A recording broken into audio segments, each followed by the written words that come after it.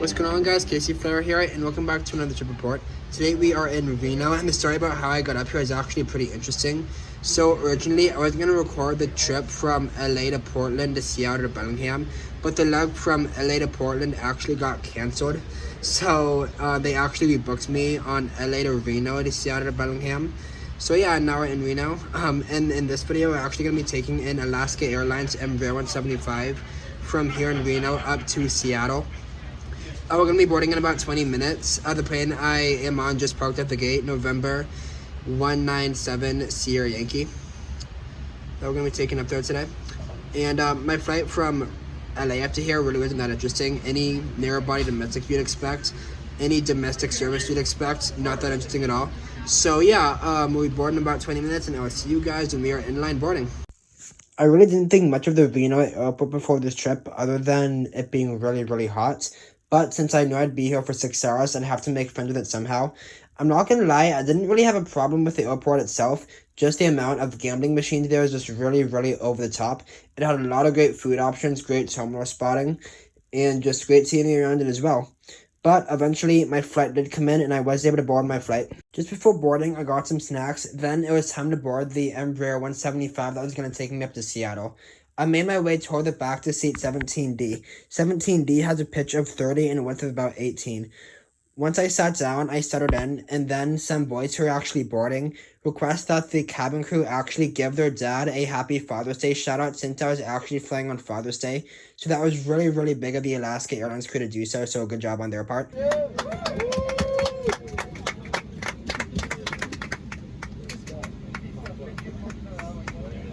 I'll say Happy Father's Day to all the fathers on the plane. Aww. And after a little bit more pre-flight, we are off. 3378 with service to Seattle, proudly operated by SkyWest Airlines. Your captain today is Captain Cameron, First Officer Jason. I am Erica, and in the front with me is Shelley.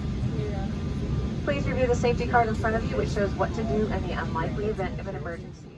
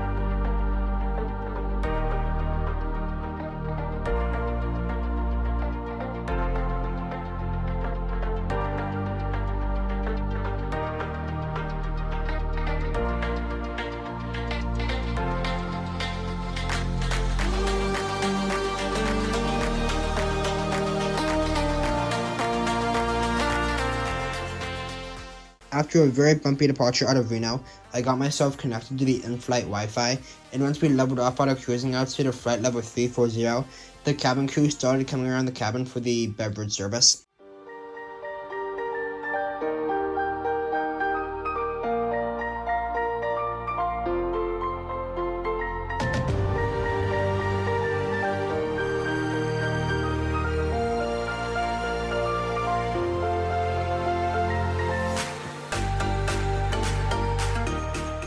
Before I knew it, we were on our way down on the Hawk 7 arrival toward runway 34 left.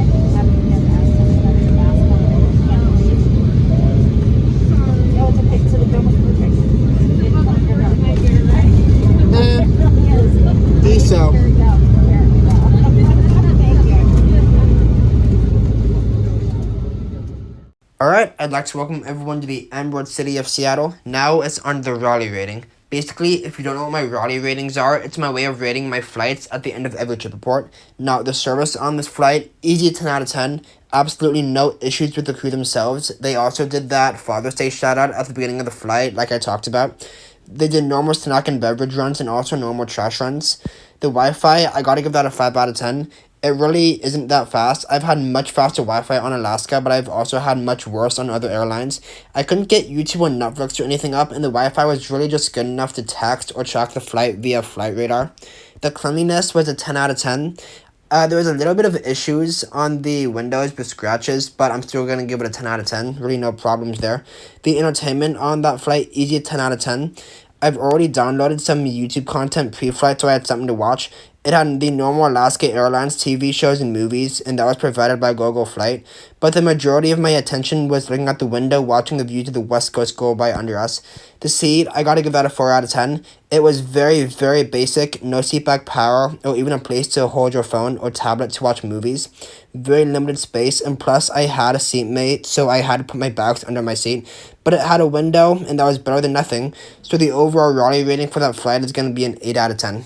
I am headed to Bellingham after this, BLI. Right on. Yes, sir, yes, sir. Yeah. How was the flight up from Reno for you guys? What's that? How was the flight up here for you guys? Excellent. Yeah. Good views. Awesome, yeah. Oh, yeah, beautiful day. views, yeah.